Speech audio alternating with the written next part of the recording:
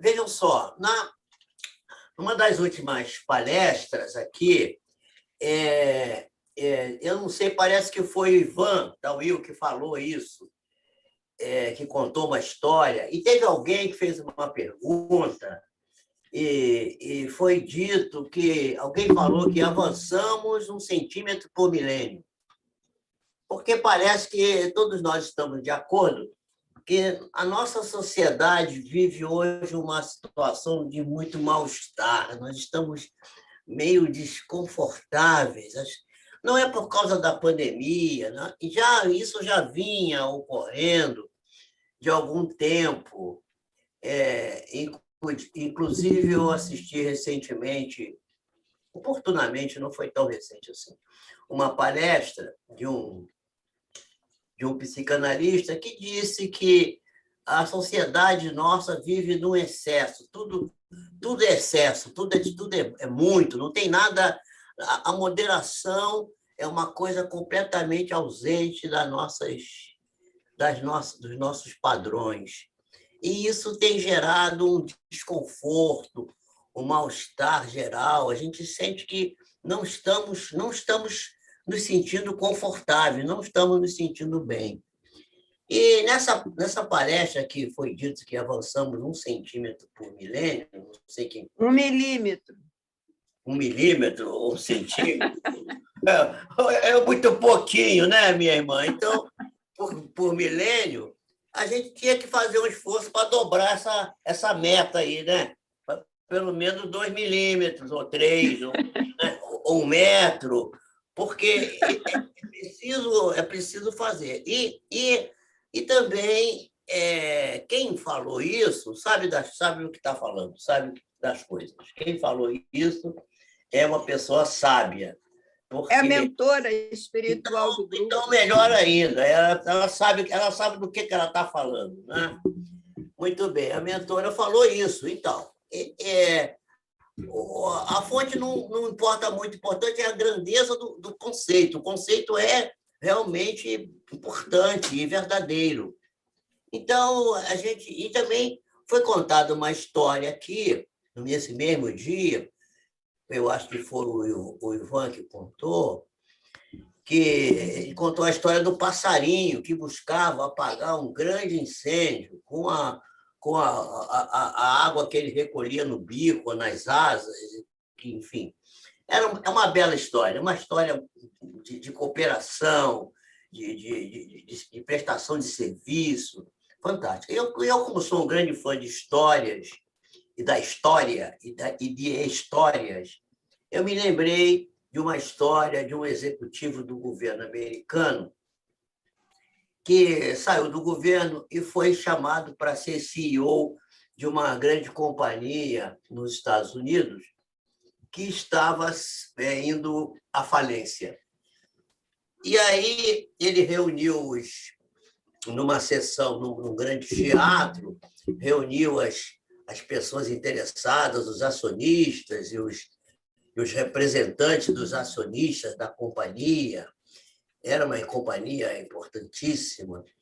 E ele começou a falar, e ele falou que ele ia tomar uma atitude, e estava todo mundo esperando que ele fosse falar contra o governo, dos impostos, que ele fosse falar que ele ia aumentar a produção da empresa, que ele ia trabalhar no...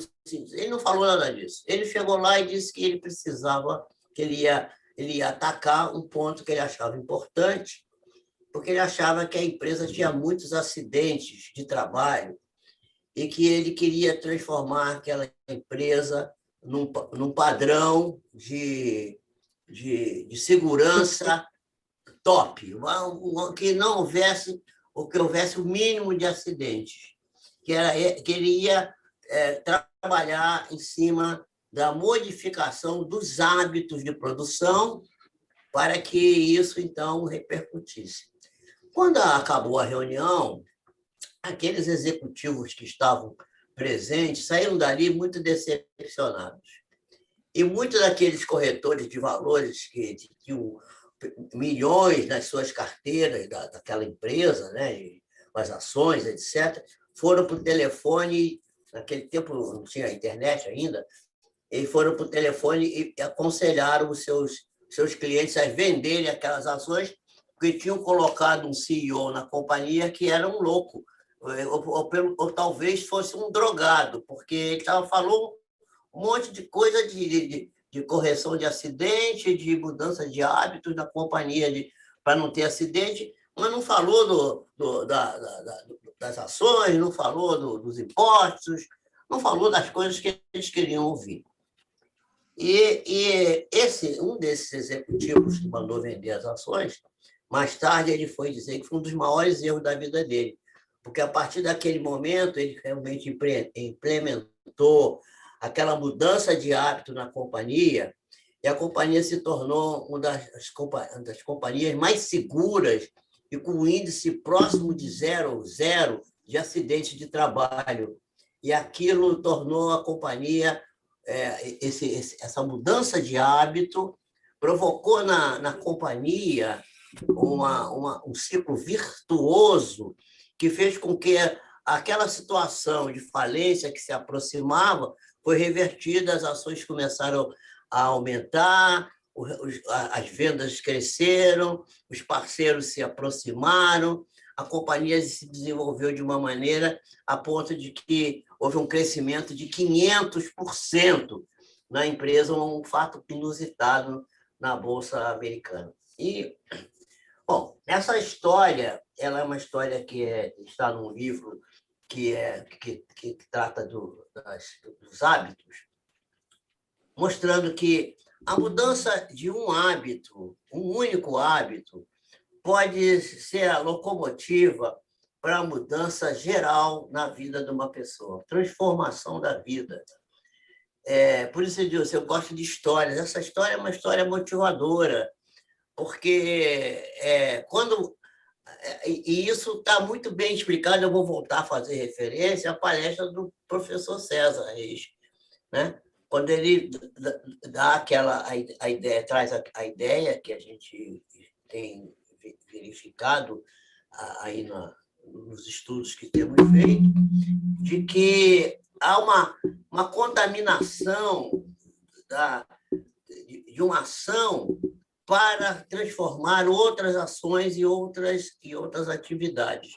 Quer dizer, a mudança de um ponto, uma única coisa, pode fazer com que haja um desencadear de uma melhoria brutal. Talvez, se a gente conseguir pegar um dos hábitos menos nobres que tenhamos na nossa vida e o transformemos, quer dizer, transformar um vício numa virtude. Costumo dizer que toda virtude traz um vício embutido nela, e todo vício traz embutido nele, vício, uma virtude.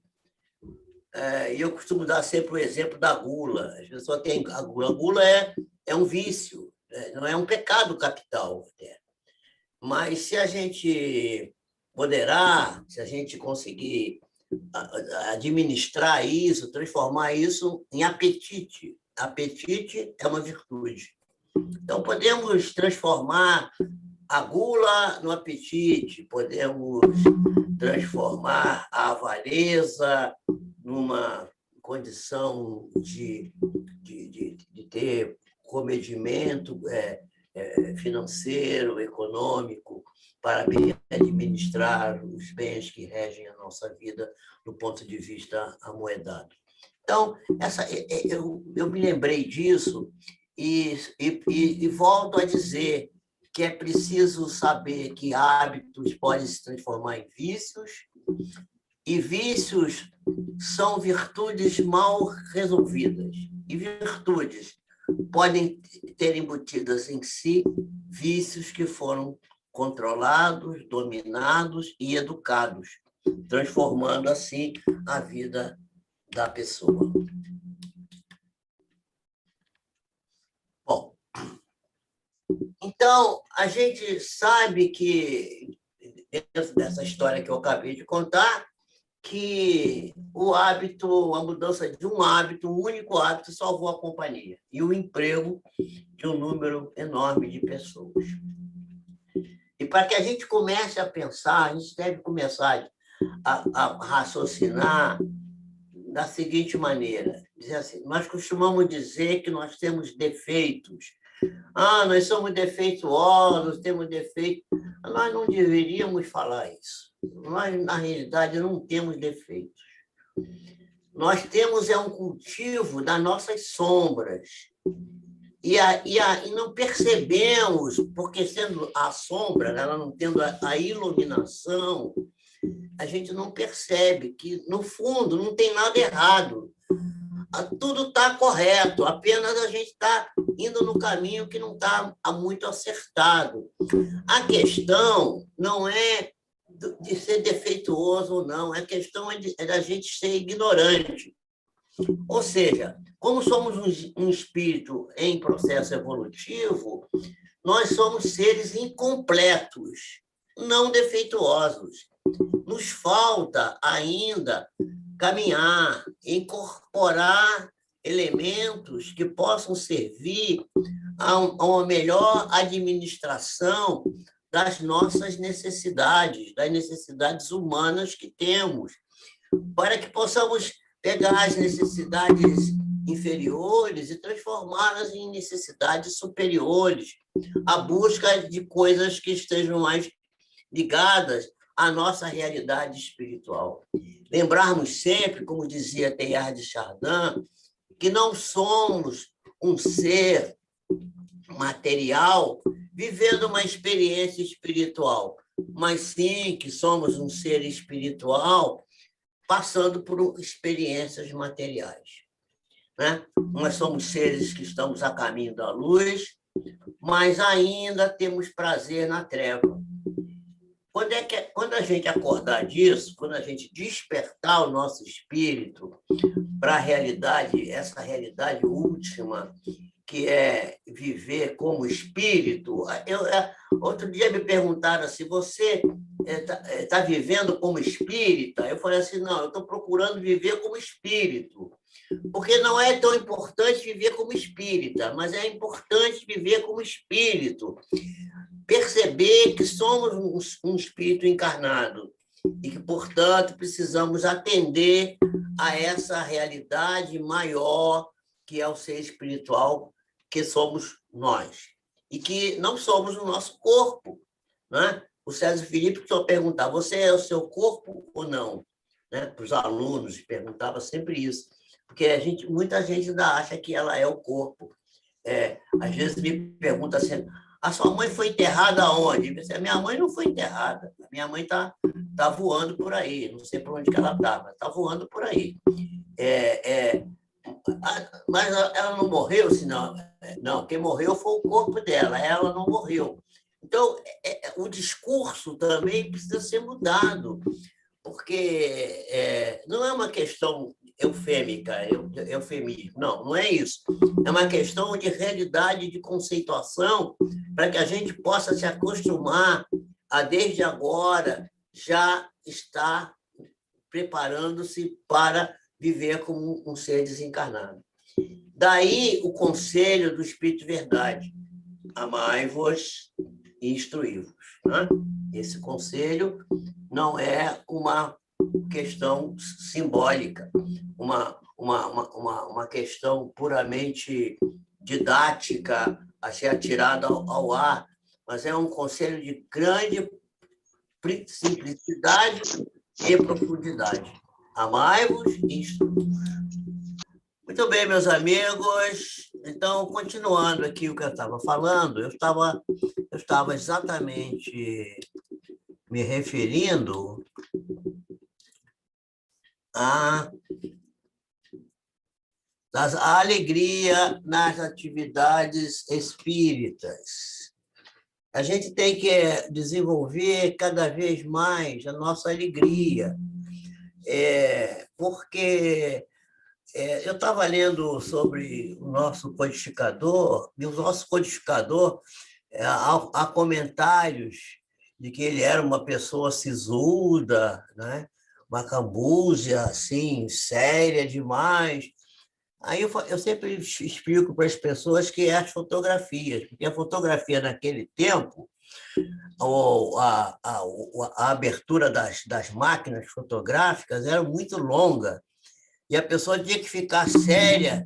Até eu me lembro, eu ainda peguei isso, o fotógrafo dizia assim, olha o passarinho.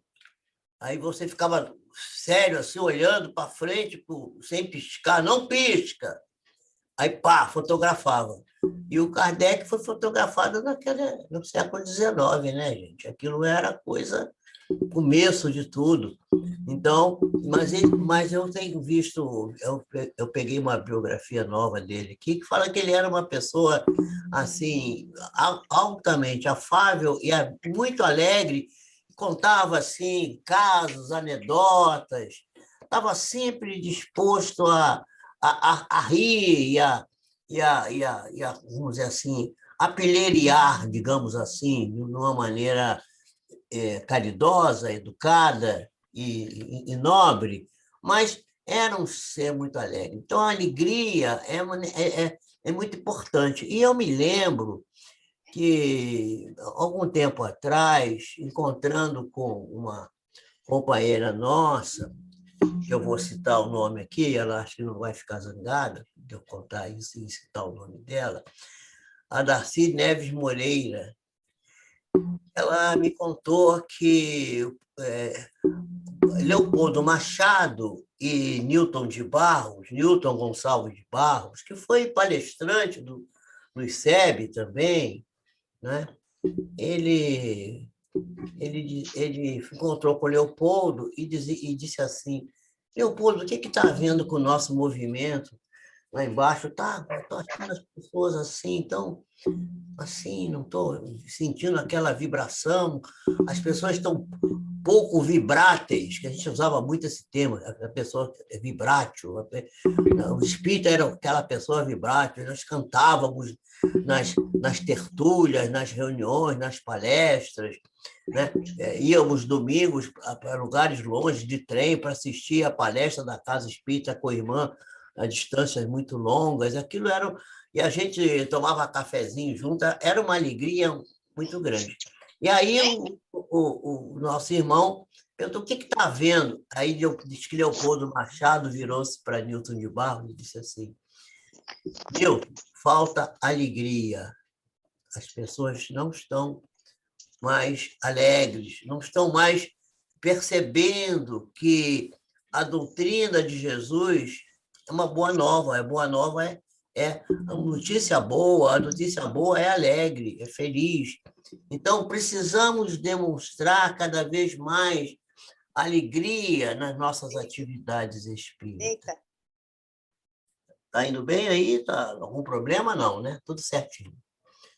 Bom, o item 4 vai falar que, com os amigos, demonstrarmos... Será que nós já demonstramos ter o Evangelho vivo no coração? Ou se a gente, quando está na intimidade dos amigos, a gente fica falando coisas que não são interessantes, que são destoantes das nossas realidades espirituais, pensamos mal e temos atitudes que são dissonantes da nossa posição de seres que estão tentando caminhar no sentido de encontrar a luz superior. Como é que estamos realizando isso quando estamos na intimidade dos nossos amigos? Porque eu vejo alguns companheiros, aqui sem nenhuma crítica a esses companheiros, e não vou citá-los naturalmente, que eu vejo que fora da casa espírita se comportam como se não fossem espíritas, ou seja, usam palavras de calão, contam piadas chulas, emitem pensamentos que não são iluminados,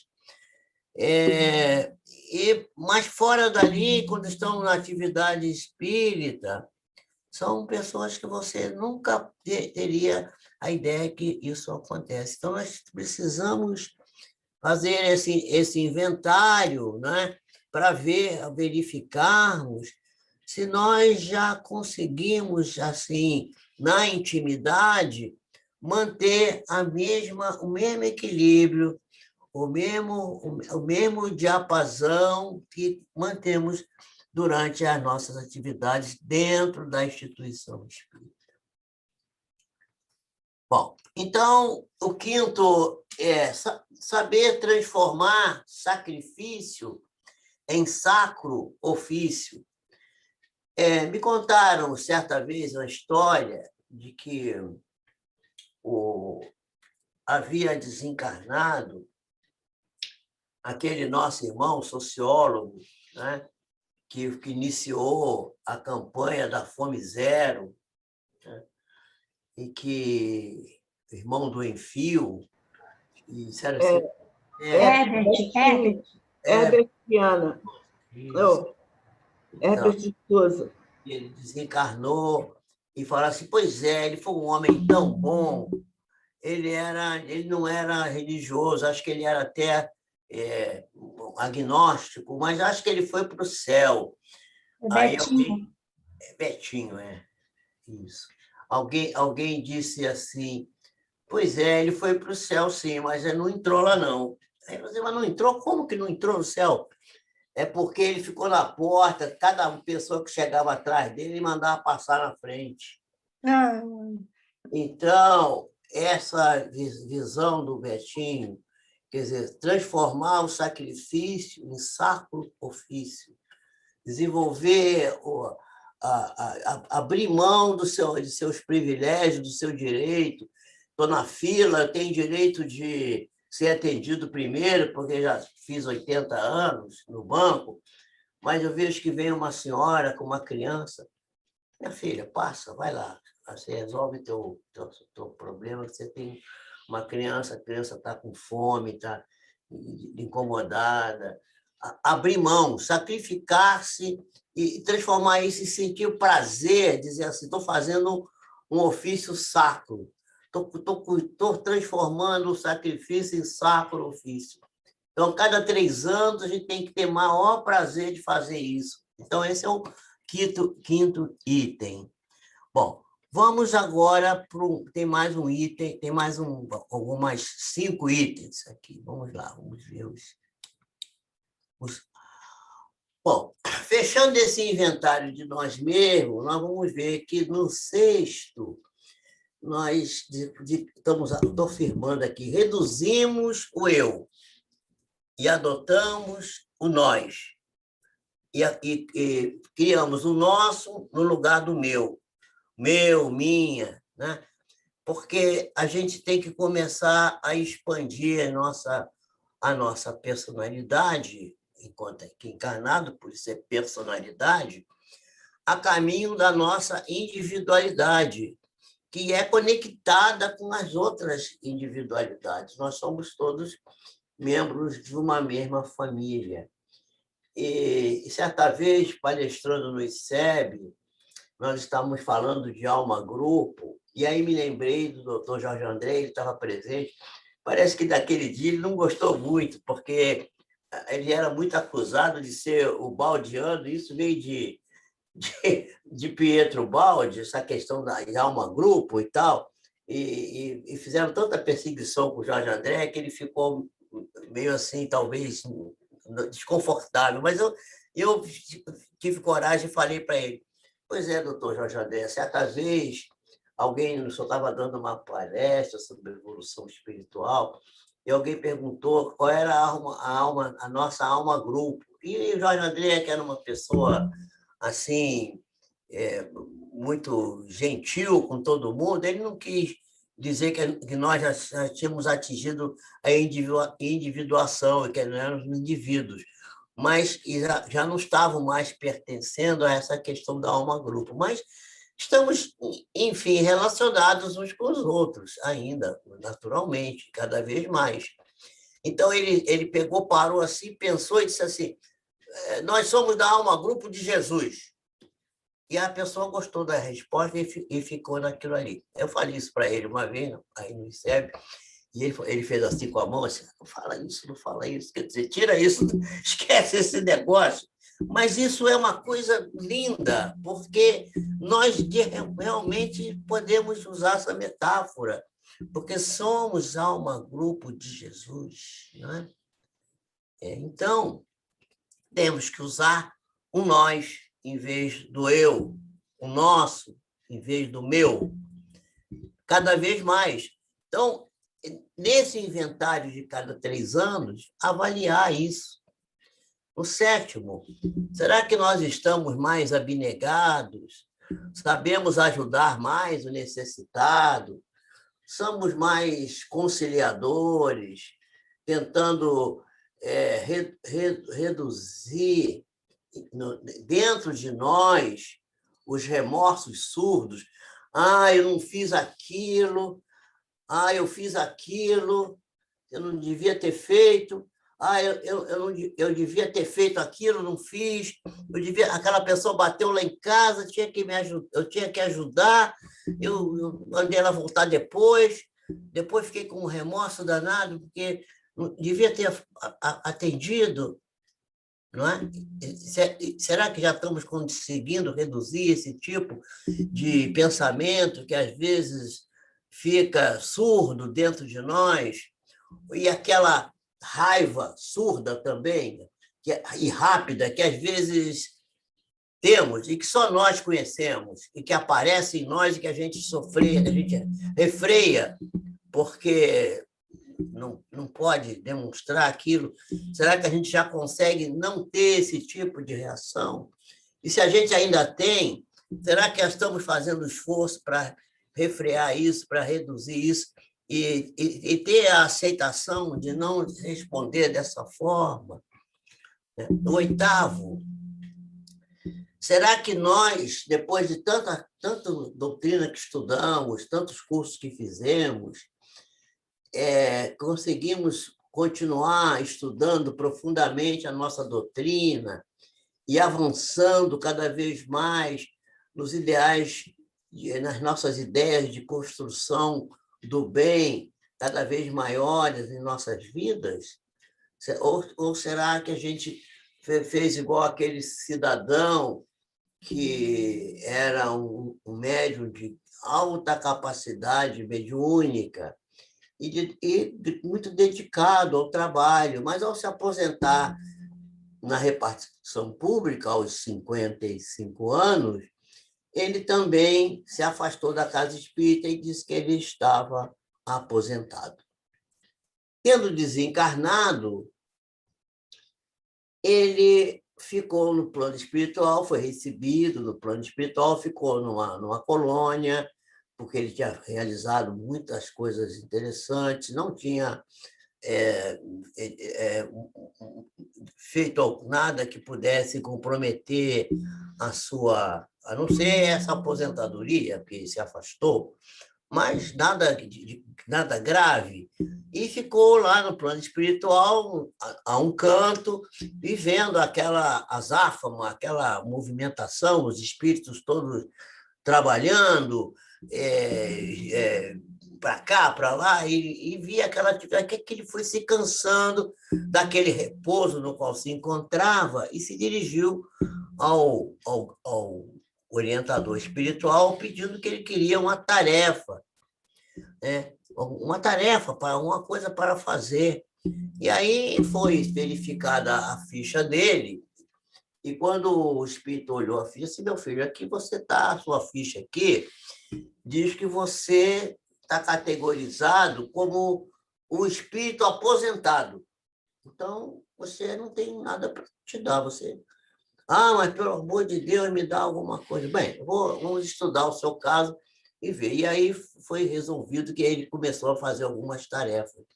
Porque a gente não pode se aposentar prematuramente, uma vez que temos que nos preparar sempre para o trabalho, porque, ao desencarnar, o maior prêmio que podemos receber no plano espiritual é ter trabalho. Porque quem desencarna e não tem trabalho algum, desencarnado, é um espírito em grande dificuldade, uma pessoa que está realmente passando por uma crise negativa forte em sua historicidade espiritual. O trabalho é uma necessidade e é também uma terapia.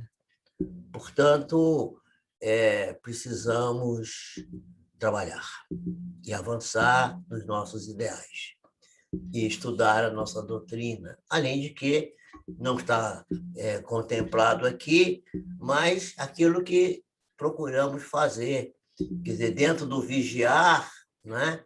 A vigilância, que é exatamente a percepção da sombra, dos nossos pensamentos subconscientes, que muitas vezes nos arrastam para as coisas menos nobres e sem que a gente perceba, a oração, quando a gente percebe que não está dando conta da situação. Então, orar cada vez mais e cada vez com mais confiança, cada vez com mais fé, cada vez com mais unção. E é o nono. Quer dizer, se estamos mais felizes, também temos que estar mais confiantes e alegres em função da nossa fé, que agora deve estar cada vez mais consolidada.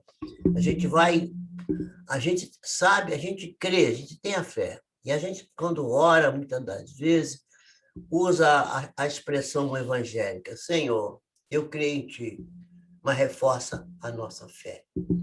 E ter a fé cada vez mais raciocinada, cada vez mais consolidada, que é um corolário da questão do estudo, da busca do conhecimento, de estudar mais a doutrina, que está no item acima. Então, essa é, no item 8, essa é uma busca que deve ser incessante da consolidação da nossa fé, cada vez mais. E o 10º é só uma afirmação, que nós estamos a caminho da luz. Houve uma ideia de que todos nós estamos caminhando para Deus. E eu tive, certa vez, um insight de que Deus é como se nós estivéssemos no centro de uma roda e sendo atraídos por uma força centrípeta que vem do centro da roda, onde está o Criador. Todos nós somos atraídos para este centro. Então, a evolução é uma atração para o centro, onde se encontra a luz. Se a gente olhar as galáxias, a nossa Via Láctea, por exemplo, nós vamos ver que o centro da galáxia é o lugar mais iluminado, onde está a luz, como se fosse uma cidade. As grandes cidades, os pontos mais iluminados geralmente são o centro das cidades, os lugares mais avançados, mais evoluídos, o centro do poder, onde está a direção. Então, caminhamos sempre para o centro, essa força centrípeta que nos puxa, que nos atrai, que nos comanda. Será que nós estamos percebendo isso e estamos voltados e abertos com os nossos corações, com os nossos sentimentos, com a nossa cognição aberta para receber em nós essa atração magnética fantástica que nos conduz para essa luz? Esses são itens que foram assim retirados de forma emocional para fecharmos o nosso estudo de hoje, pensando nas virtudes, nos vícios e nas virtudes. E eu gostaria de dizer, finalmente, que estamos lentamente transformando os nossos vícios em bons hábitos e nossos hábitos virtuosos em virtudes verdadeiras. Se nós lermos a introdução do Evangelho segundo o Espiritismo, nós vamos ver que logo na a introdução, o prefácio, aliás, diz assim: os Espíritos do Senhor, que são as virtudes do céu, né? Descem como estrelas cadentes. Aí eu fiquei pensando, será que as virtudes que nós vamos desenvolvendo lentamente, com o nosso milímetro, né, companheira? O nosso milímetro por milênio, será que esse esforço que estamos fazendo não estão se transformando em virtudes que estão lá conformando esses espíritos do Senhor? Porque Leon Denis vai dizer que a alma é a mínima parte encarnada. Ora, se é a mínima parte encarnada, é porque a maior parte da nossa espiritual não está aqui, está fora, está em outra dimensão, está provavelmente no plano espiritual. Quem sabe se nós não estamos cooperando? Talvez seja um pensamento meio megalomaníaco, né? Mas a gente tem que pensar grande, porque se a gente, quando pensa em Deus tudo é muito grande, tudo é grandioso, e a gente tem que pensar grande também. Será que a gente não está cooperando para a formação das virtudes do céu? Quem sabe se a gente tiver essa ideia, a gente trabalha com mais vontade, com mais empenho para corrigir os nossos vícios, transformar esses vícios em bons, os maus hábitos em bons hábitos, vícios em bons hábitos, e hábitos virtuosos que vão ser as verdadeiras virtudes futuramente, quem sabe? Então, é uma pergunta que fazemos. Então, compreendendo a nossa ignorância, né, que é a causa do sofrimento, que é a causa da dor, que é a ignorância, a falta de conhecimento, e buscando com amorosidade educar a nossa ignorância através do estudo, através da perquisição, através da busca do conhecimento, com paciência, dando utilidade ao nosso tempo, não tendo tempo vago para coisas que não são realmente úteis, fazendo com que possamos buscar o equilíbrio da nossa espiritual, que sempre reverte na saúde, o estado de santé, quer dizer, o estado de santidade que temos que ir buscar, porque o estado de santidade é que vai nos remeter à saúde, né? Santé em francês é saúde e é também santidade. Por isso, talvez saúde e santidade sejam palavras similares, buscando viver a vida como Jesus recomendou, e como ele disse, que eu vim para que tivesses vida, e vida abundante. Quer dizer, se existe vida abundante, é porque também existe vida pequena, vida medíocre. Então, precisamos desenvolver a vida abundante enquanto estamos no corpo, né? E irmos aproveitando os ensejos de servir na experiência diária, aproveitando todos os momentos que surgem, as oportunidades que temos todo dia de aprender, de caminhar e de servir, principalmente. E oportunidades que são de encontrar o Cristo, que vive também em nós.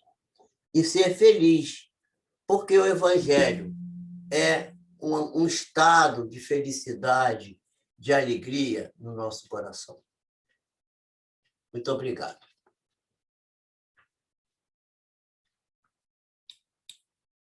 Bom, estou aqui agora para, se alguém quiser me questionar, me fazer alguma pergunta. Se eu souber responder, eu respondo. Jorge, você vai respondê-las. São muitas. Muito obrigada pela bela exposição que você fez, tão profunda e tão sensível. Uma síntese do que você acabou de dizer. Então, vamos lá. A Dalva, no momento, nós tivemos... A Tereza nos informou que havia mais perguntas do que as que eu tinha visto, e durante aquela nossa pausa tecnológica, parece que se perderam algumas perguntas. Eu pedi às pessoas que reapresentassem, ou que reapresentem as perguntas, então, que não estejam aqui registradas. A primeira que nós temos aqui, que não era anterior, a anterior era a informação do César sobre o capítulo 42 de Os Mensageiros, e a Tereza agradecendo. Parece que há outras, a Tereza já disse aqui, sumiram, mas vamos lá. Carmen Baldo. Herbert de Souza, o Betinho, um homem superior, nós já tínhamos falado sobre isso, não é? Você já tinha. Tereza, agora indaga Jorge, foi porque fechamos... Tá bom, foi porque fechamos isso, eu também tinha pensado nisso. Então, por isso sumiram as perguntas. A Tereza, Jorge, você poderia comentar sobre fluido vital e duplo etérico? Podemos sim. A questão é a seguinte, o duplo etérico é uma expressão das energias físicas que se decompõem logo após a desencarnação. E o fluido vital é a energia derivada do fluido cósmico universal que serve para a manutenção da vida. É aquele fluido que toma a matéria bruta e animaliza a matéria, como está dito no Livro dos Espíritos. Quer dizer, a animalização da matéria é feita pelo fluido vital, que é uma energia que nos é concedida para a manutenção da vida enquanto encarnados. É preciso que a gente tenha sempre a ideia de que, enquanto estamos encarnados, somos apenas uma pálida expressão daquilo que realmente somos, porque nós não somos isso que aparentamos ser aqui. Nós aqui somos, a gente já fala mesmo, somos uma persona, um personagem, né? E vocês sabem que persona vem do grego, quer dizer máscara. Mas nós somos uma individualidade. O fluido vital é que vai permitir que a gente possa ter o corpo físico saudável, ou menos saudável, enfim. E vai ser que o corpo físico é construído pelo perispírito, assim como o perispírito é construído pelo espírito. E o fluido vital é essa energia que permeia as células e faz com que a vida se mantenha, enquanto que o duplo etérico é uma energia que se decompõe quando há o desencarne. Isso, obrigada, doutor. Obrigada, Jorge. A Carmen também faz aqui outra pergunta. Eu acharia mesmo que Jesus seria nosso comandante, entre aspas, mas pensei que esta classificação de alma-grupo viesse da Blavatsky, na Teosofia. Também. Então, A Blavatsky fala disso, é verdade, e Pietro Baldi também fala disso. Na realidade, essa questão de... já alguém colocou aí no chat uma questão de a gente tem que seguir Paulo, né? Examinar de tudo e ficar com o que for excelente. Não importa a origem, nem importa quem foi que disse ou quem foi que fez. Importa a obra, importa o conceito. E se é bom, vamos aproveitar. E se não está em confronto negativo com aquilo que aprendemos, podemos utilizar, sim. Eu acho que o doutor Jorge André era se ele era o baldiano ou não interessa muito, mas ele era fantástico, pronto, era só isso, era um gênio, acabou. A Tereza responde a Carmen. A Tereza diz que conhece o conceito de alma-grupo para animais na Teosofia. Também, é A verdade. Rosa Martins, que há pouco pediu licença para sair, eu devo esclarecer, a Rosa não esclarece, mas é porque a Rosa tem um estudo todo sábado lá no Centro Cristófilos, que é o dela. É verdade. Então, por isso é que ela precisa sair mais cedo, todo sábado. Então, ela diz, infelizmente, vou precisar sair, excelente palestra, obrigada, Jorge. A Carmen diz, para o Dr. Jorge Pio, saberia localizar o conceito de alma-grupo nos livros de Pietro Baldi? Não sabia. Eu sou pouco versado, eu tenho inclusive a obra dele toda aqui, mas eu não tive ainda a oportunidade de me debruçar calmamente sobre... Está nos meus planos estudar Pietro Baldi. Tenho lido algumas coisas esparsas, mas não saberia localizar. Isso, a Tereza aqui está respondendo, o estudo em geral também faz muito bem à alma, sobretudo quando a matéria é sobre assuntos relativos ao espírito. Deixa eu fazer um comentário sobre essa coisa do estudo. Sim. O centro de força laringeu é o centro responsável, entre outras coisas, pela capacidade do aprendizado e, especialmente, transmissão do conhecimento. Quando a pessoa começa a ficar muito rouca, com muitos problemas de faringite, deve procurar ver se não está rejeitando o estudo, o conhecimento, ou está estudando bastante, mas não está transmitindo aquilo que aprende. Isso é um conselho que eu estou dando. É da minha prática médica. Tá bom. Bom, e depois a Tereza conclui, todos gravitamos em torno de Deus e para Deus, e essa frase eu ouvi do grande César Reis. Parabéns pela belíssima palestra, doutor Jorge. Agora, Carmen. Não sabia que os conhecimentos recebidos pelos livros de Pietro Baldi tivessem algum tipo de restrição em relação ao espiritismo kardeciano. Deixa eu falar sobre isso também. Deixa eu só terminar aqui, Jorge, por favor. Particularmente, sua cosmogonia me encantou logo que tomei contato com a grande síntese. Acho muitos de seus conceitos de lúcido e esclarecedor discernimento. Eu acho que quanto mais aprendo e estudo, o meu conceito de Deus se alarga e se eleva, mas a distância da minha insignificância e a glória do Pai continua equidistante como antes. Muito bem. Olha só, gente, eu gosto muito de um palestrante, tem algumas coisas que eu não gosto dele, mas outras coisas eu gosto muito. Chama-se Leandro Carnal, muito conhecido aí no meio, né? Na mídia. O Leandro Carnal, ele tem uma frase que eu acho fantástica, que diz assim, o que os outros pensam de você não é da sua conta. Primeira coisa. Então, o que pensa se o Baldi é isso, não tem isso. As pessoas vão sempre pensar. Existem pessoas que acham que são as donas do conhecimento, as donas da doutrina espírita, as donas da medicina, as donas da ciência, as donas do conhecimento da física nuclear.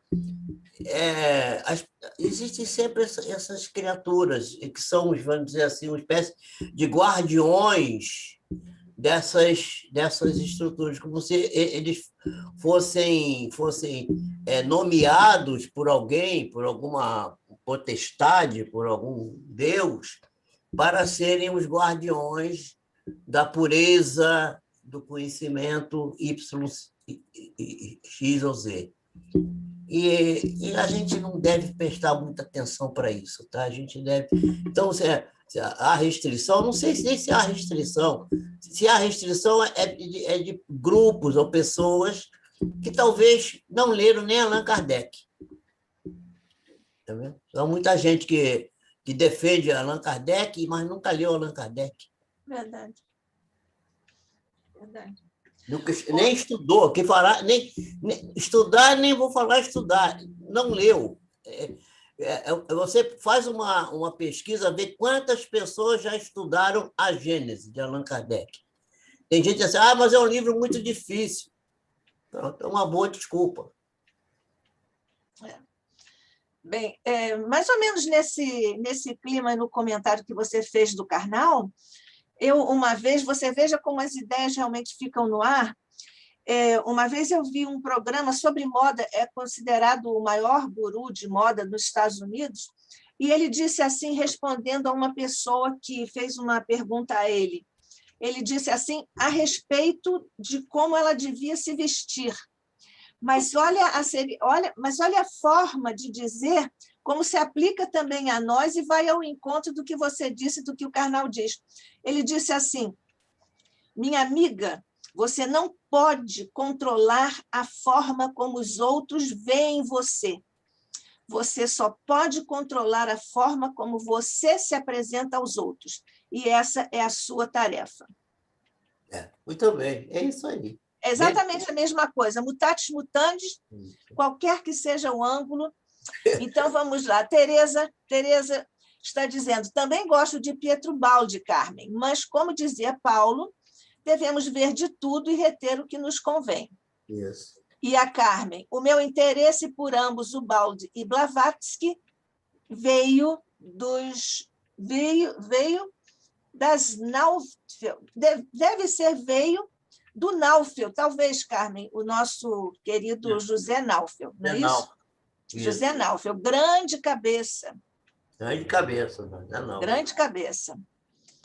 Bem, você quer fazer algum comentário, Jorge? Não, o José Naufel está acima de qualquer comentário, é fantástica a obra dele. Eu tenho a obra dele, de vez em quando me louvo nas coisas que ele diz aqui. E muito fantástico. Zé Naufel exatamente. É um emblemático da doutrina espírita. Da doutrina, é uma figura. Pouco citado. Pouco reconhecido e pouco citado. Mas fantasticamente bom. Mas estamos aqui fazendo justiça a ele.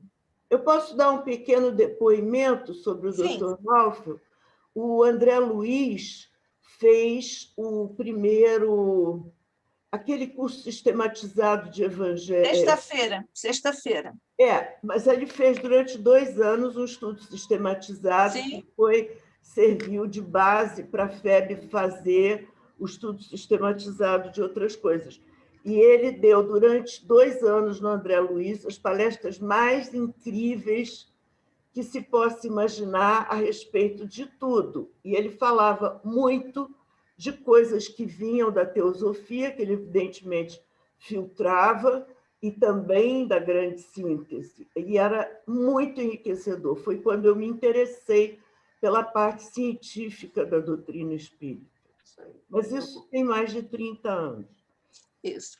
Eu também estava lá no André, batendo palmas de coração aberto para o Dr. José Naufel. Também estava lá assistindo aquelas palavras maravilhosas das sextas-feiras.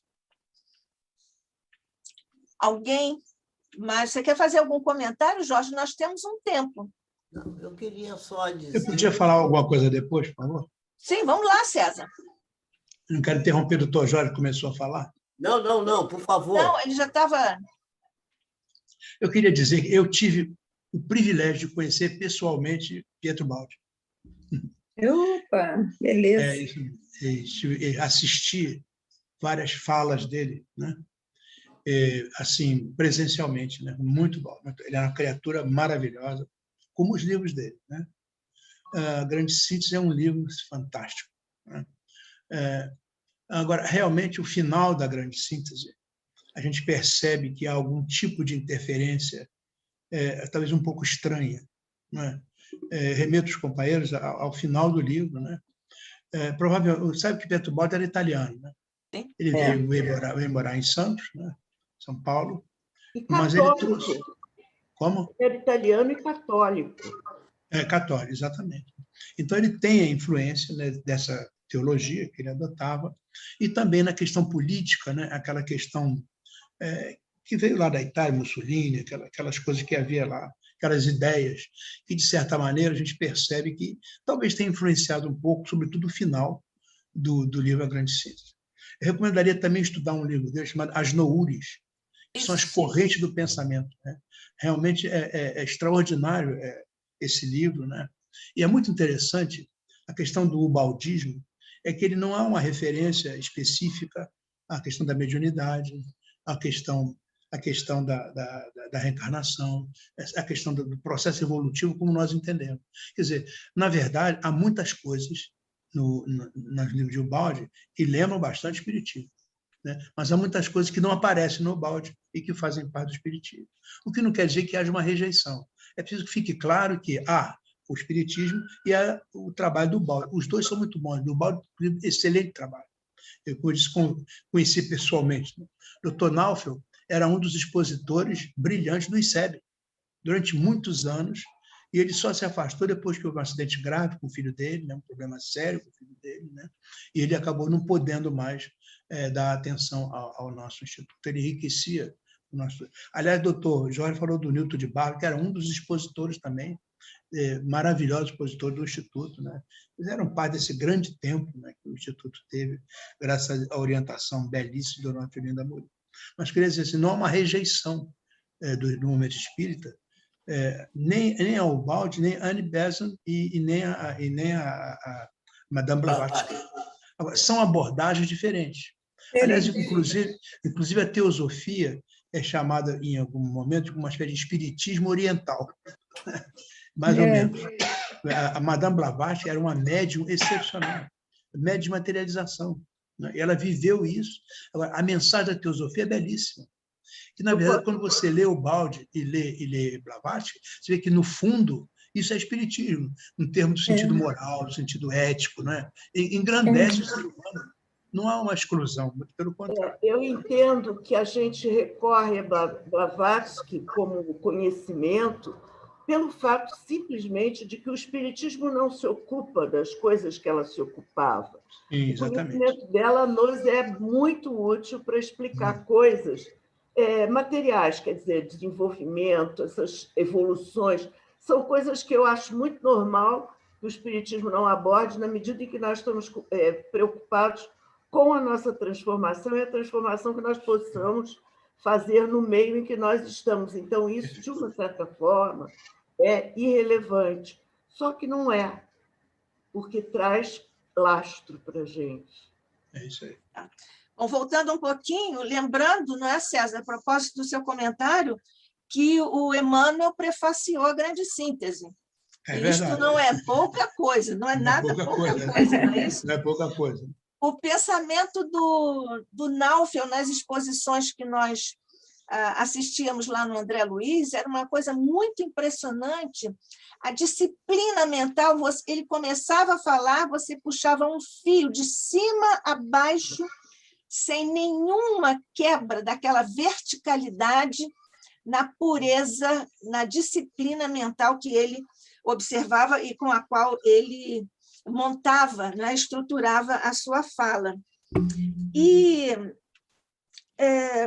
lembrando também que no Espiritismo não há nenhum índex, né? Nós não temos índex no Espiritismo. Então, Blavatsky, Pietro Baldi e outros, desde que estejam abordando ideias nobres, positivas, não estão no índex, não há índex no Espiritismo. Graças a Deus. Graças a Deus, né, Jorge? Graças a Deus. Quer dizer mais alguma coisa, Jorge? Fale aí um pouquinho. Deixa eu lhe dizer também uma coisa, o seu tema é um tema tão importante, tão importante. Eu também gosto muito dele. Eu tenho até um capítulo no meu livro Reflexões à Luz do Espiritismo, sim, sobre isso, da satisfação das necessidades à felicidade. Sim. Eu usei aqui, evidentemente, a pirâmide do Abraham Maslow.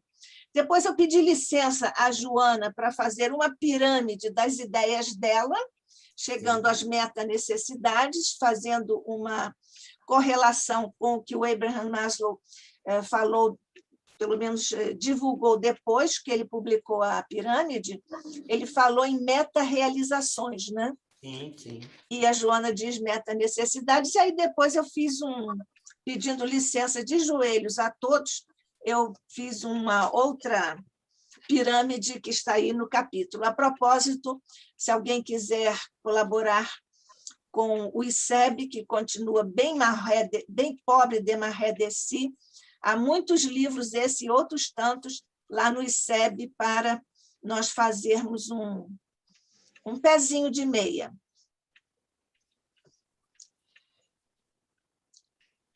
Muito bem. A gente poderia comentar, aliás, sobre isso que você está falando aí, eu queria sugerir que eu não sei quem é que comanda aí as finanças da casa. É o Fiuza, é o Fiuza. Então, o Fiuza está convocado a dizer para a gente qual foi o último mês que a gente pagou aí, para a gente pagar de novo, porque a gente não pagou mais, porque acaba uma coisa é outra, o dia a dia, a gente precisa cooperar com o Instituto. E eu convoco meus companheiros aí que puderem para também cooperarem com o Instituto. Bom, eu fui sócia do ICEB, é só uma questão de acesso.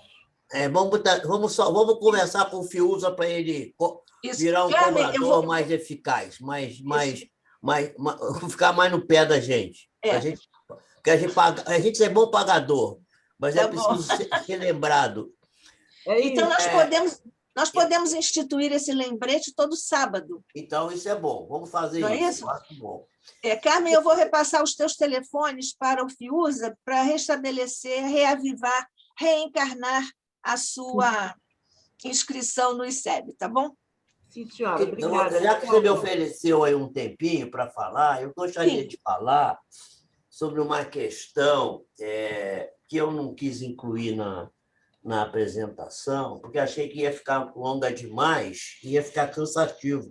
Depois daquela reunião que a gente teve também, né, que a gente decidiu não evitar coisas muito cansativas, muito longas, que a gente pudesse fazer uma coisa assim mais interativa, eu também aí tirei um pouco as coisas. Mas você comentou comigo outro dia sobre a questão da energia mental, né? E a gente tinha, que é uma coisa que eu gosto muito de falar, que é o triângulo da energia mental, né?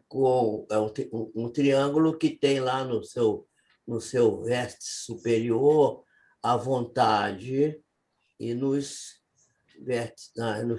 catetos, na parte de baixo, você vai ter o pensamento e o sentimento. Então, essa questão, a gente tem muita ideia de que a vontade, a gente não sabe bem ainda o que é a vontade. Quem trata bem desse tema da vontade é Leon Denis, quando ele fala das potências da alma. E ele coloca a vontade como uma das maiores potências. E naquela pergunta que eu citei, que é a pergunta 28 do Livro dos Espíritos, em que a pergunta é como Deus criou o universo, a ideia a palavra que vem lá e que vai nos remeter a essa questão é exatamente isso. Deus criou o universo por um ato da sua vontade. Portanto, a vontade é uma questão que está no início de tudo, está no ápice de qualquer realização. O problema está que ainda não sabemos bem o que é ter vontade, porque a vontade é do querer, mas o que é que a gente quer? A gente não sabe o que quer. A gente precisa... Porque, normalmente, a pessoa diz assim, eu quero. Lá nas perguntas que tratam das paixões, do Livro dos Espíritos, eu não sei se é a 911, mas acho que é a 911, se não é um ano próximo, vai nos dizer que muitas pessoas dizem assim, quero, mas muito felizes ficam de não ser como dizem que querem. Porque, na realidade, gostam daquilo que estão fazendo. Então, eu quero melhorar, eu quero abandonar esse hábito ruim, mas diz que quer, mas é só da boca para fora. O coração não participa disso. Então, a pessoa diz assim, você quer? Sim, eu quero, mas é você que quer? Aquela questão, como um amigo nosso diz, você pensa ou você é pensado? É a mídia que diz que você tem que querer isso? É um amigo seu? Eu quero trocar meu celular. Você mesmo quer? Você tem certeza que você quer? Ou é uma propaganda que você leu, uma divulgação que diz que tem um celular que tem mais um itemzinho, e o seu está tão bom ainda, para que você quer trocar o seu? Será que você está querendo mesmo? Você já analisou bem esse ato de vontade? Nós ainda não sabemos utilizar a vontade a nosso favor. Quer dizer, a decidir aquilo que queremos com base no isolamento do meio externo, a tomar a decisão por si próprio, dentro daquilo que eu comecei até também a falar e não quis ir mais adiante, que foi a questão da heteronomia e da autonomia, porque a heteronomia exige que tenha um guru, que tenha um prelado, que tenha alguém, né, que possa guiar a pessoa. Tudo que ele vai fazer, pergunta se deve ou não, se pode ou não. E no espiritismo não tem. Essa é a grande vertente, a grande diferença do espiritismo das demais religiões, das demais vertentes filosóficas. Nós não temos um sistema. Nós fomos criados simples e ignorantes, perfectíveis e perfeitamente ligados com a nossa capacidade de decisão, quer dizer, a nossa possibilidade de escolha, livre-arbítrio.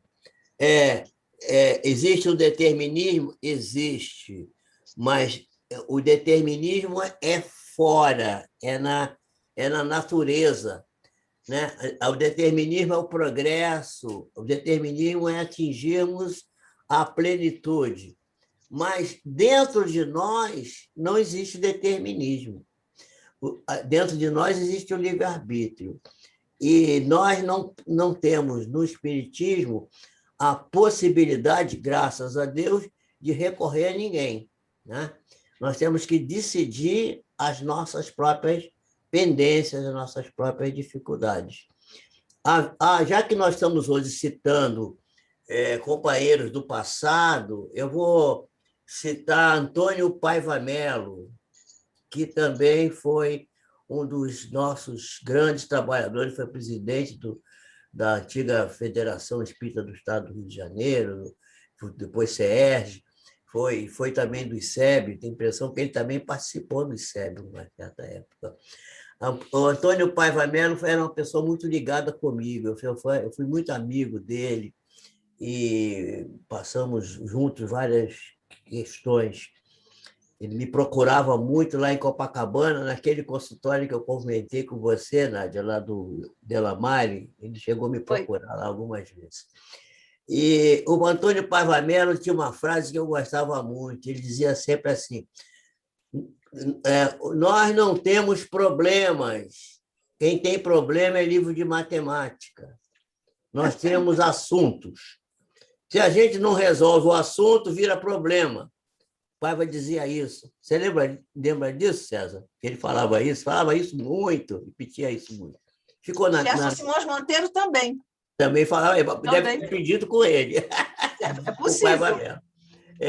Bom, então, essa questão da decisão, se a gente perguntar assim, por que você é espírita? Ah, é porque tem reencarnação. Outras religiões também têm reencarnação. Você não precisa ser espírita, pode ser budista, pode ser de outra religião.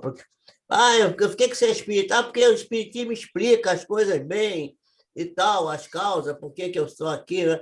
Ué, a filosofia também explica, outras religiões também explicam. Nós somos espíritas e temos que ser espíritas e procuramos ser espíritas, na maioria de nós, conscientemente ou não, porque o espiritismo não tem heteronomia, é autonomia. Nós somos autônomos para definir o nosso destino e podemos transformar o destino. O destino não para um espírita não pode ser implacável. Ele será sempre aquilo que quisermos que ele seja. E faremos dele aquilo que a nossa vontade nos permitir.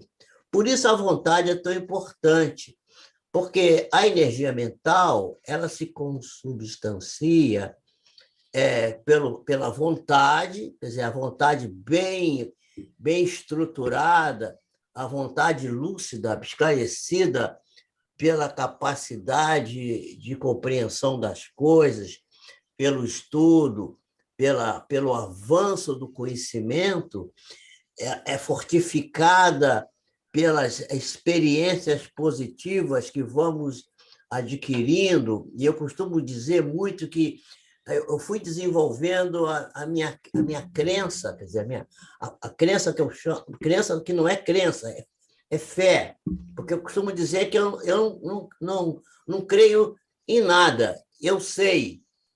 A maioria das coisas eu sei, porque eu fui experimentando na minha vida uma porção de coisas e fui vendo o que dava certo e o que dava errado. E fui vendo o que dava certo. E aquilo que dá certo é aquilo que eu estruturei bem, que eu raciocinei bem, que eu criei um operacional para fazer de uma maneira correta. E aí, quando um amigo meu, que vinha fazer uma palestra aqui na Casa Espírita, e ele telefonou, era às 10 horas da manhã a palestra, e ele me ligou às 8, dizendo que ele não podia vir, porque o carro tinha quebrado. Eu disse assim, mas você vai vir, porque você que tem que fazer essa palestra, e não tem ninguém aqui capaz de fazer esse tema que você estudou com a gente aqui. Você terá que vir. Mas como é que eu vou fazer? Não tem como sair daqui de Vassouras para ir para Mendes. Eu falei assim, eu vou fazer um milagre, e você vai ser transportado daí para cá. Ele falou assim, mas como é que você vai fazer isso? Eu falei assim, olha, a gente quando pede milagre não pergunta para o santo como é que o santo vai fazer o milagre. Você espera aí que eu vou fazer o milagre. Chamei um táxi, combinei o preço com o homem, dei o endereço, mandei pegar ele, ele chegou aqui. Quando ele chegou aqui, eu meti a mão no bolso, tirei lá R$60 para pagar o táxi naquela época, aqui na minha porta. Aí, o centro é aqui do lado da minha casa. Aí você peraí, você está pagando o táxi? Peraí, eu vou pagar. Disse, não faça isso. Porque se você pagar, você está quebrando a minha egrégora do retorno que eu vou ter com esses R$60. Porque esses R$60 vão virar 120, rapaz. Ele falou assim, mas como é que é isso? Não sei o quê. Eu falei assim, essa é uma experiência que eu já tenho. Eu não tenho fé nisso, eu tenho certeza que isso vai acontecer. Ele falou assim, esse Pio é maluco, ele tem cada coisa. Tá bom. Aí, quando foi, isso foi no domingo. Quando foi segunda-feira, gente, eu estou contando isso aqui, eu até fico assim, me sentindo meio mediunizado quando eu conto essa história, porque é uma coisa tão fantástica. Era 10 horas da manhã, eu estava no meu consultório aqui em Mendes, na clínica, no centro médico. Chegou uma senhora muito bem vestida. Eu nunca vi aquela mulher. Eu tenho uma memória para fisionomia de pessoa. Eu vejo uma pessoa, nunca mais esqueço. Nunca vi aquela mulher. Uma mulher super arrumada. Doutor Jorge Pio, bom dia. Bom dia, minha senhora. Eu sou fulana de tal, não me lembro mais o nome que ela falou. Sim, pois não. Eu vim aqui pagar o senhor R$ 180 que eu fiquei devendo. Eu falei assim, mas eu não estou lembrando. Não, mas está aqui. Eu fiquei devendo aqui, eu fiz um tratamento com o senhor, está aqui o dinheiro. Eu peguei o dinheiro e a mulher foi embora e eu nunca mais vi essa mulher. Sumiu a mulher. Sei lá, nunca vi essa mulher e ela sumiu. Quando eu procurei saber se alguém conhecia, ninguém sabia quem era essa senhora. E aí eu liguei para o meu amigo, olha aí, olha que você ia me atrapalhar pagando o táxi. Em vez de 120, ganhei 180, rapaz.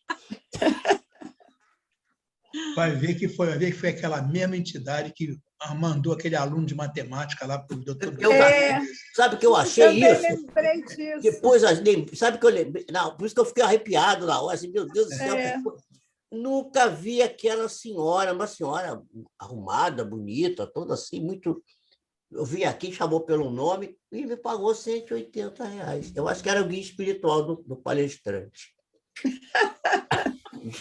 Mas esse negócio de querer, doutor Jorge... Gente, meu Deus do céu. Nádia, permite eu falar um pouquinho sobre esse negócio do querer. Como é fundamental e é difícil. Mas um personagem que me lembra muito isso é o Zaqueu. O Zaqueu era riquíssimo, né? Vivia muito bem. Aí ele ouviu falar no Jesus de que Jesus ia passar por lá, né? Ele, então, queria encontrar Jesus, queria. Ele não teve vergonha, né, de passar pelo ridículo, subir numa árvore, né? Assim, reconhecer que era pequenininho, subiu numa árvore, né? E aí Jesus falou, isso é o querer, né? Quando a pessoa quer de verdade, ela enfrenta qualquer coisa, até o ridículo, né? Porque ela quer efetivamente. Aliás, a primeira condição para encontrar Jesus é querer como Zaqueu queria. Esse vetor que impulsiona. Exatamente. É isso aí. E a energia mental, então, se materializa através da vontade, comandando o pensamento e o sentimento.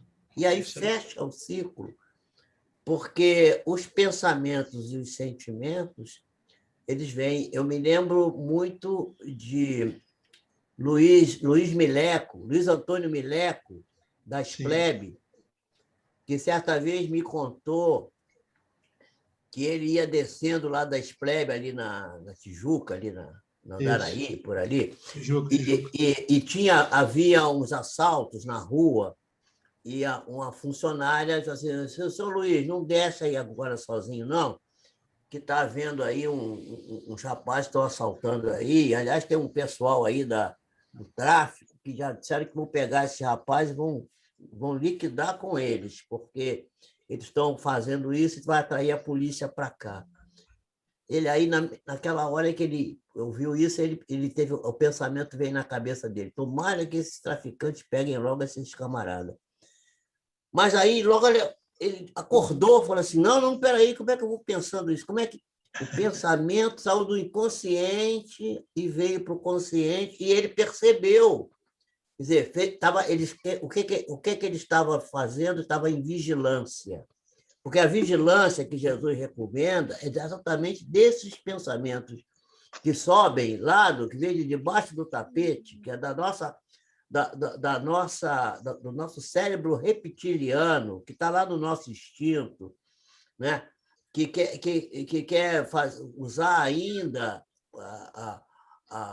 a força para resolver as coisas e fazer justiça com as próprias mãos, que ainda é do nosso sistema, apesar que já avançamos muito, mas ainda, se nós não tivermos vigilância, é possível. E por isso eu costumo dizer, a diferença entre um de nós e um acelerado desse qualquer aí é muito pequena.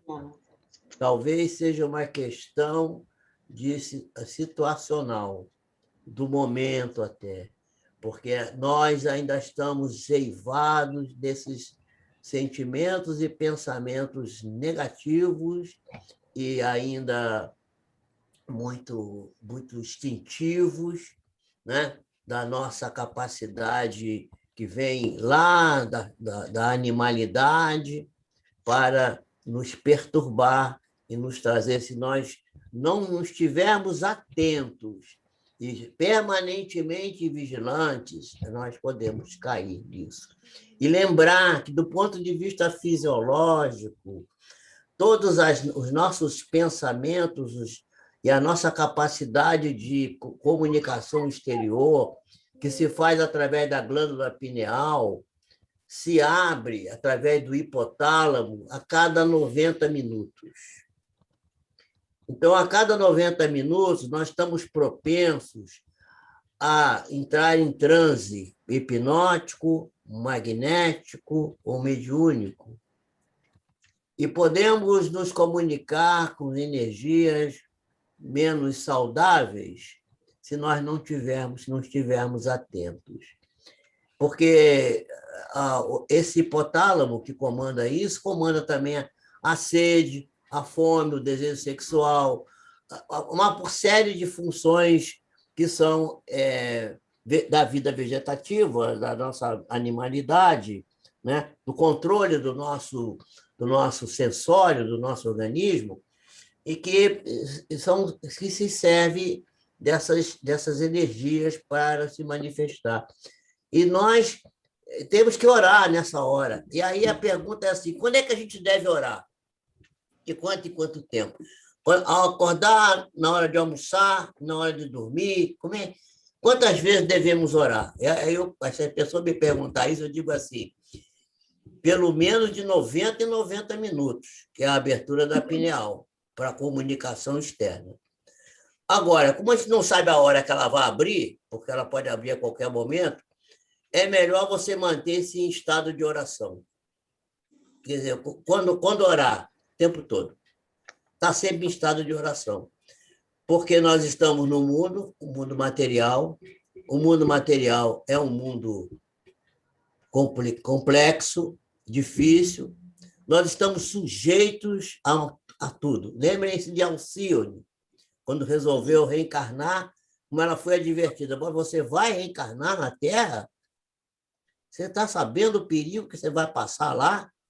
Quer dizer, Jesus foi sábio dizer, o espírito está pronto, mas a carne é fraca. Então, a ideia da energia mental, que eu estava me referindo, quer dizer, vontade, pensamento e sentimento, é fundamento para a gente ter consciência das nossas virtudes e dos nossos vícios. Porque só assim nós vamos poder, conhecendo isso, avançar com celeridade, um pouquinho mais rápido do que aquele milímetro, né, por milênio, e com um pouco mais de segurança, um pouco mais de pé firme no chão. Oração, oração, oração, porque de nós mesmos não temos nada, mas temos que pedir socorro, sempre, sempre, sempre, sempre. Pronto, nós temos aqui ainda duas observações, ambas da Carmen. Uma, ela disse que ouviu dizer lá no Grupo Espírita André Luiz, aqui no Rio, que o Emmanuel disse ao Chico que a diferença entre o homem de Neandertal e Francisco de Assis era muito pequena. Verdade, pior que é verdade. Pior que é verdade. Emmanuel sabe das coisas. Né? Sabe das coisas. Então, isso aí é igual aquele negócio, que é pena que a Rosa não está aqui. A diferença genética entre o rato e o homem é mínima também. Mínima. É um negocinho de nada. A gente se julga uma grande coisa, mas a gente está muito longe de ser essa coisa grande que a gente pensa que é. Nádia, deixa só... Sim, Tereza, diga. Você pulou uma questão minha, lá de cima, sobre o nitrogênio. Peraí, desculpe. Deixa eu só dizer aqui o da Carmen, que a gente está terminando, eu vou para você. A Carmen disse que o Leon Denis, como bom celta, adotou as tríades druídicas que condensavam seus pensamentos e diretrizes. A propósito dos druidas, um assunto sempre muito momentoso para nós espíritas, nós vamos ter uma surpresa, mas eu não vou dar nenhum spoiler. Vou só deixar isso aqui como uma sinalização, que nós não podemos divulgar. Então, Tereza, eu vou procurar o seu aqui, querida. Ela não quer fazer oral? Posso fazer. Eu Isso. quero que você me diga, doutor Pio, o seguinte: como é que o nitrogênio, a inspiração do nitrogênio pode produzir proteínas? Pois é, minha querida, olha só, nós temos tipos de as substâncias que nós nos alimentamos são os carboidratos, né? Os hidratos de carbono, tá certo? Que é carbono, hidrogênio, oxigênio. Tem 3 elementos, tá certo? Nós temos as gorduras, tá? Que também são de 3 elementos, também, carbono, hidrogênio e nitrogênio. Às vezes tem um pouco de enxofre e tal, né, na molécula, mas os 3 são os básicos. E temos a proteína. A proteína é de 4 elementos. É carbono, hidrogênio, oxigênio e nitrogênio. Se quem dá o nitrogênio, olha só, são o nitrogênio vem para as plantas através das bactérias nitrificadoras do solo, que produzem nitritos e nitratos que vão para a planta. E da planta, o animal, por exemplo, o boi, come o capim, né? Que tem já o nitrogênio trazido pelas bactérias nitrogenadoras e produz a proteína na sua carne, que é comida pelos carnívoros, para trazer a proteína. Essa proteína também está nos peixes, porque isso também está na água, porque a água é a fonte maior de oxigênio que temos na natureza, não é a floresta em pé das árvores, não é. É das algas verdes, dos lagos, dos rios e dos mares. Esse aqui é o grande fonte. Isso, a grande fonte de oxigênio está na água, gente. Não é na floresta da árvore, da grande árvore. Isso é uma falácia, é um engano, um engodo. Isso aí tem uma porção de vertente política emitida nisso. A grande fonte, isso não é muito divulgado, porque não há interesse disso, mas a grande fonte do oxigênio, porque o oxigênio que nós respiramos, ele não vem do gás carbônico, que é eliminado pelos animais na respiração, ele vem da água. A água é que dá o oxigênio, não é o gás carbônico. O gás carbônico, o oxigênio junta com o carbono, faz o CO2, que é o gás carbônico eliminado na respiração, ele serve para formar a cadeia carbônica, para formar amido no vegetal verde, mas não é a fonte do oxigênio. Então, se a gente conseguisse, porque a gente tem o ar é constituído de quê? O que é o ar? O ar que respiramos é uma mistura de gases, em que a gente tem o oxigênio, 20% mais ou menos, e temos 78, 79, qualquer coisa de nitrogênio. Quer dizer, a quantidade de nitrogênio do ar é enorme. E o resto que sobra nessa percentagem são os gases raros e, como o ar que a gente respira é um ar hidratado, é uma quantidade suficientemente grande de água. Nós temos uma quantidade de água sob a forma de gás. Então, quando esse nitrogênio ele entra no nosso organismo e sai, e a gente não aproveita nada, porque a gente não tem... Vocês vejam, o boi consegue tirar do vegetal o nitrogênio, e nós não. Por que a gente não consegue, se o boi consegue? E o nitrogênio que está no ar, que é uma quantidade brutal de nitrogênio, entra e sai, e a gente quando estuda biologia, vai ver isso, vai dizer assim, o nitrogênio é o gás inerte, não serve para nada. Não serve para nada? Como não serve para nada, gente? Como que ele não serve para nada? Dá um biscoitinho para ele está com fome. Aí o nitrogênio não serve para nada? Serve, sim. E a André Luiz vai dizer isso lá. Eu não sei. Eu acho que o César pensou o livro aí, não pensou? Colocou. Ele colocou aí? Então, Os Mensageiros, capítulo 42. Então, tá lá. Vocês vão ver isso. Ele vai dizer isso, que a gente está muito atrasado. A gente já era para estar respirando nitrogênio. E aí não precisar mais sacrificar os irmãos menores, nem os vegetais, nem os animais. Porque a gente teria a proteína gerada direta no nosso organismo. Assim como o boi tira do vegetal o nitrogênio, que a bactéria nitrogenadora dá para o vegetal, e que nós não conseguimos tirar, porque nós não temos os aminoácidos essenciais necessários para isso, nós tiraríamos do ar, diretamente do ar, o nitrogênio para fazer a proteína. Entendeu, minha irmã? Entendi. Obrigada. É isso que o André Luiz explica lá. Está lá. Eu já sei disso há muito tempo, mas eu não sabia que era um problema evolutivo. Eu tinha certeza. Até que eu li Os Mensageiros numa época e descobri isso lá. Quando eu vi isso lá, eu até caí da cadeira. Agora que eu estava lendo, que eu li aquilo, eu falei, meu Deus do céu, está aqui, olha só. Eu tenho umas coisas assim, que eu tenho uns insights, eu fico com medo de falar. Eu fiz a mesma coisa, foi a questão da membrana celular.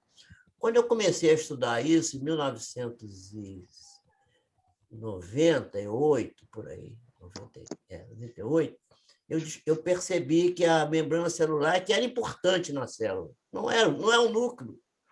O núcleo é secundário, completamente. A gente pode tirar o núcleo de uma célula, ela continua viva, gente. Basta você dar condições para ela. Tira a célula, faz uma cultura de células enucleadas e ela continua vivendo. O núcleo não é fundamental. Agora, se você tirar a membrana, a célula morre.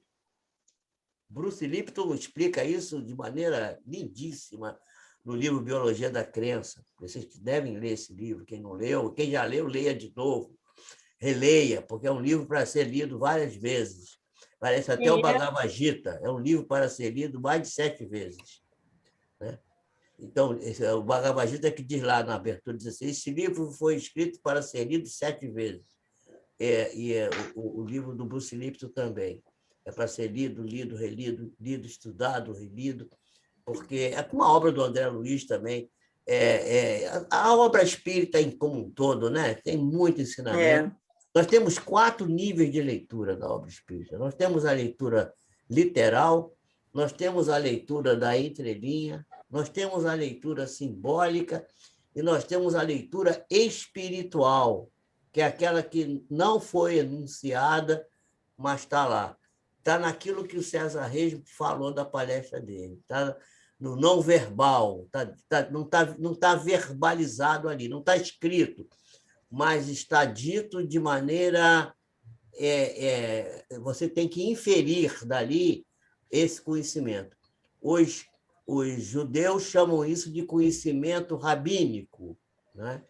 O conhecimento rabínico. Por isso que a Torá é um livro que tem que ser lido de forma simbólica, o alfabeto é um alfabeto simbólico, mas ele precisa, para ser bem interpretado na sua essência, né? Ele precisa ter a leitura rabínica, daquela a leitura espiritual. Essa que é a verdadeira questão. Por isso que a gente precisa estudar muito, porque a gente lê um livro... você leu esse livro? Eu já li. Já leu? Já leu. Já estudou? Já estudei. Agora já meditou? Já. Então, agora o livro é sempre um código. Agora vai decodificar. Por isso que a doutrina espírita é codificação e nós precisamos ler, reler para decodificar, porque está escrito um monte de coisa ali que não está na letra, que está no espírito, o espírito da letra.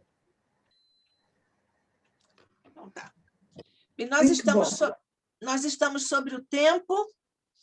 Acho que nós hoje... a Carmen aqui voltou a postar um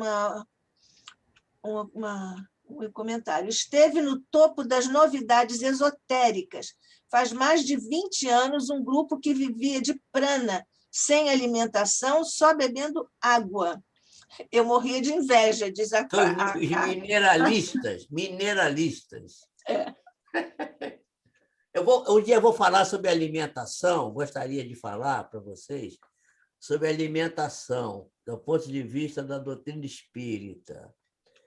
É muito interessante. Está convocado, Jorge, está convocado. Você comer uma cenoura e olhar para ela e respeitosamente convidá-la para fazer parte do seu patrimônio físico e receber o upgrade de sair de um ciclo vegetal para entrar no hominal, para entrar no espírito e fazer parte e ir parte dessa cenoura para o seu próprio perispírito e ser transferido para a parte da alma que não está encarnada, que está ainda no plano espiritual, que você está dando para essa cenoura um upgrade, você comer aquilo com respeito. Porque se você come desrespeitosamente, ela pode, em vez de te ajudar e fazer parte do seu patrimônio, ela pode te dar uma diarreia. O Pietro formidável. Queria muito que você ouvisse. Olha, é para quem tem cultura. É para quem tem cultura. Eu não posso falar mais nada. Para mim é difícil. Dalva, você está falando, querida, você quer fazer uma observação, um comentário, uma pergunta ainda? Desculpa que eu respondi meu marido que passou aqui. Mas você quer fazer uma pergunta? Não, a pergunta não. Eu quero ser muito grata ao doutor Jorge Pica, eu estou maravilhada com a palestra dele, com a tarde de hoje, maravilhosa, e agradecer a todos vocês. E gostaria de lembrar a você que eu também preciso retornar, porque há algum tempo eu fui colaboradora do ICEB, inclusive no tempo da revista, que eu assinava a revista. Sim. Então, eu estou querendo voltar, já que você ofereceu para a Carmen para fazer esse... Já vou passar o seu telefone também para o Fiuza. Pois não. Tá bom? Diz para o Fiuza que eu quero uma comissão aí, que eu estou ajudando a fazer. Vamos negociar, Jorge, vamos negociar. É brincadeira, gente, só para a gente rir um pouco. Vamos negociar, Jorge. O assunto está muito sério. Quando o assunto está muito sério, a gente tem que brincar um pouco, senão ninguém aguenta.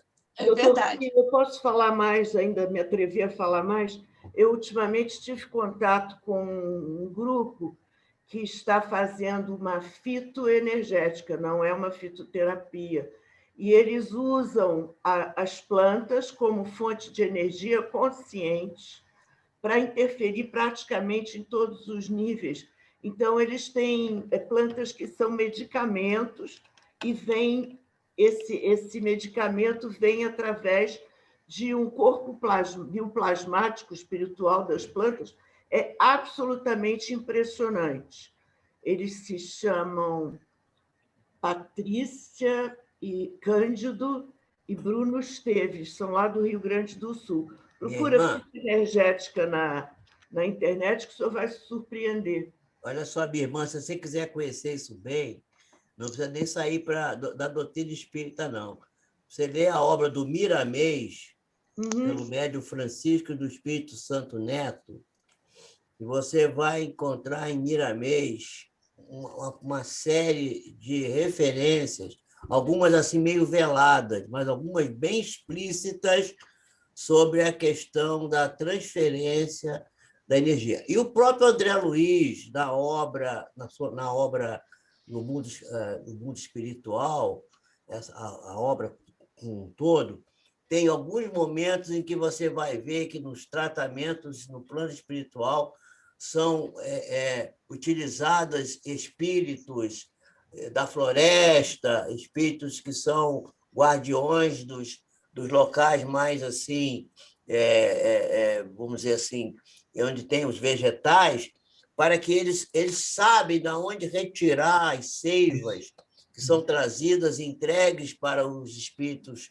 que vão cuidar da saúde da pessoa, especialmente durante o sono e durante as palestras espíritas, na casa espírita, atuando sobre o perispírito, sobre o psicossoma da criatura, injetando essas energias retiradas dos vegetais através dessa questão, vamos dizer assim, energética também, de uma junção de... há um colega nosso, que é da AME, que ele tem um livro que vai falar sobre a medicina vibracional, que é a medicina do futuro. Essa medicina baseada nisso. Como é o nome? Eu vou fazer uma inconfidência, eu não estou autorizada a dizer isso, mas eu soube que na sede da Federação Espírita de Brasília, na parte da frente, no plano astral, existe uma enorme tenda cheia de pretos velhos que trabalham as ervas que são usadas nos tratamentos da febre. Não tenho nenhuma dúvida disso, que isso é bem possível. Isso é coisa perfeitamente... Não, e a pessoa que me disse isso, ela é muito rígida. Ela é muito... como é que Pediu se diz? para você guardar segredo. Padrões kardecianos. Não foi nenhuma mãe de santo que me falou, não. Bom, nós vamos encerrando, então, uma tarde luminosa, uma tarde rica, profunda, de reflexões importantes, com a leveza, um traço de humor, uma ternura, uma gracinha mesmo, que nós vivemos aqui juntos hoje, estudando à luz do Espiritismo e dessas vibrações humanas, cariciosas, gentis, delicadas e eficazes. Então, nós vamos aqui, vou ler uma página de Minutos de Sabedoria, que é sabedoria pura mesmo, e depois César vai fazer uma prece para nós encerrarmos a nossa tarde de hoje, agradecendo imensamente ao Jorge Pio a contribuição linda, imensa que ele nos trouxe na tarde de hoje. Deus abençoe seu coração, sua mente e sua família. Jorge, seu trabalho. Obrigado.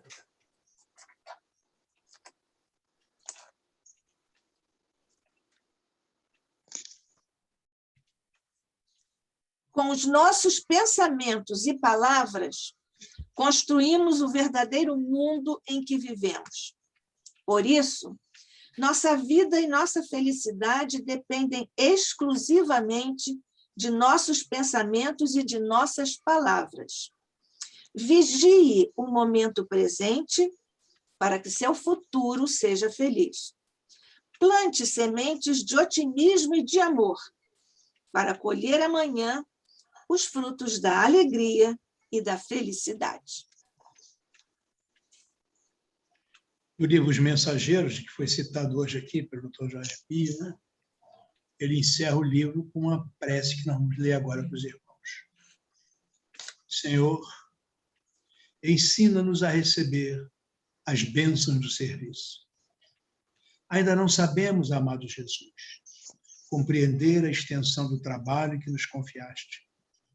Permite, Senhor, possamos formar em nossa alma a convicção de que a obra do mundo te pertence, a fim de que a vaidade não se insinue em nossos corações com as aparências do bem. Dá-nos, Mestre, o espírito de consagração aos nossos deveres e desapego aos resultados que pertencem ao teu amor.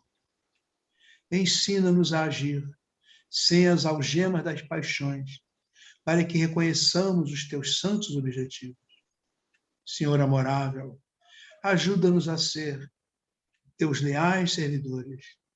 Mestre amoroso, concede-nos ainda as tuas lições.